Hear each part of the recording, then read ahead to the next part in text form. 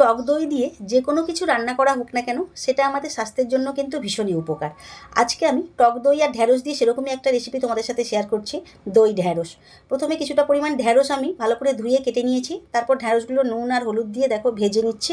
ঢ্যাঁড়সগুলো ভেজে উঠিয়ে নিয়ে এবার কড়াইয়ের মধ্যে 2 চামচ তেল দিয়ে সামান্য একটু কালো জিরে ফোড়ন দিয়ে ওর মধ্যে 1 চামচ বেসন দিয়ে বেসনটা একটু ভেজে নিচ্ছি, বেসনের কাঁচা গন্ধ চলে যাওয়া পর্যন্ত। তারপর ওর মধ্যে একটা পেঁয়াজ বাটা দিয়ে দিলাম, পেঁয়াজ বাটাটাও আমি এখানে ভালো করে কষিয়ে নিচ্ছি।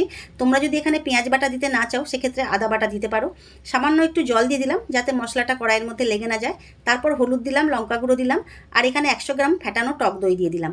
এবার সব কিছুকে ভালো করে মিশিয়ে নিয়ে এখানে পরিমাণ মতো জল দিয়ে দিচ্ছি, তারপর স্বাদ মতো নুন আর সামান্য একটু চিনি দিচ্ছি টকটা ব্যালেন্স করার জন্য। তারপর ঝোলটা ফুটে উঠলে ওর মধ্যে ওই ভাজা ঢ্যাঁড়সগুলো দিয়ে দিচ্ছি।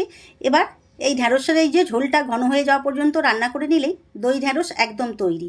ভাত বা রুটির সাথে এই দই ঢ্যাঁড়সটা খেতে কিন্তু দুর্দান্ত।